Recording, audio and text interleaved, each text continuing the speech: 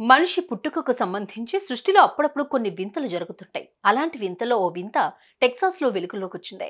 అక్కడ ఓ మహిళకు పుట్టిన ఆడబిడ్డ ముచ్చటగా 32 పళ్లతో జన్మించింది. ఇలా పుడితే ఏదైనా సమస్య ఉంటుందా? సమస్య అంటున్నారు హెల్త్ సైంటిస్టులు. ఇంతకీ ఏమిటా సమస్యలు?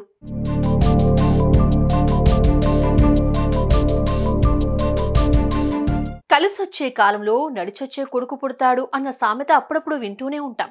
ఆ సామెత ప్రకారం పుడుతూనే నడుస్తూ తిరగడం అన్నది చాలా అదృష్టం అన్న భావన వ్యక్తమవుతుంది. అయితే బిడ్డ పుట్టడం, ఆకలైతే చిన్నగా ఏడవడం, ఆ ఏడ్చే బిడ్డను అమ్మ అనునయించడం, కొన్ని నెలల తర్వాత మనుషుల్ని గుర్తించడం, బోసి నవ్వులతో అలరించడం, బోర్లా పట్టం, కూర్చోవడం, మెల్లగా లేవడం, తప్పటడుగులు వేయడం, పాలపళ్ళు ఒక్కొక్కటిగా పుట్టుకురావడం, అమ్మ అత్త అంటూ చిన్న చిన్న పదాలు పలకడం, ఇలా వీటిలో ప్రతి ఒక్క పరిణామం ఆ తల్లిదండ్రులకు, ఆ కుటుంబానికి ఓ ఆనందకరమైన వార్త అవుతుంది. అలా కాకుండా పుడుతూనే నడిచొస్తే ఈ ఆనందాలన్నీ కోల్పోయినట్లే కదా.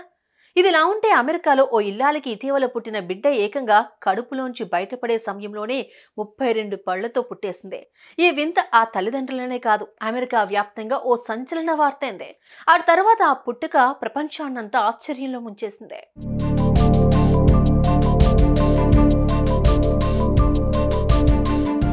నూటికో కోటికో ఒక్కరు ఇలా 32 పళ్లతో పుడుతూ ఉంటారని వైద్య నిపుణులు చెప్పుకొచ్చారు.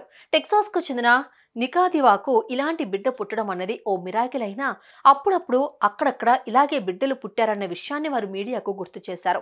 ఇలా 32 పళ్లతో పుట్టడం అన్నది పెద్దగా హాని చేయని ఓ పరిణామమే అని అంటూ వివరించారు.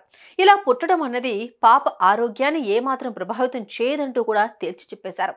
ఇలా జరిగితే కలిగే ఇబ్బందులను కూడా ఆ వైద్య నిపుణులు వెల్లడించారు. వాళ్ళు చెప్పిన ఆ ఇబ్బందులేమిటి?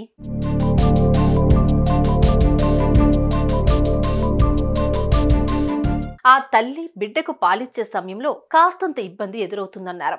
మరోవైపు లేత చిగోళ్లు కావడంతో పొరపాటుగా పన్ను ఊడి అది కడుపులోకి కూడా జారే ప్రమాదం ఉందని వారు ఆందోళన వ్యక్తం చేశారు. అంతకు మించి ఇలా పూర్తి పళ్లతో పుట్టినందువల్ల పాపకు ఆరోగ్యపరంగా పెద్దగా ఇబ్బందులు తలెత్తే పరిస్థితి ఉండదన్నారు. మొత్తానికి నికాదివాకు తన కన్నపేగు బోసినవ్వులను చూసే అదృష్టం మాత్రం లేదంటూ చమత్కరించారు. సుమన్ టీవీలో మీ పర్సనల్ అండ్ బిజినెస్ ప్రమోషన్స్ కోసం కింది నెంబర్కి కాంటాక్ట్ చేయండి.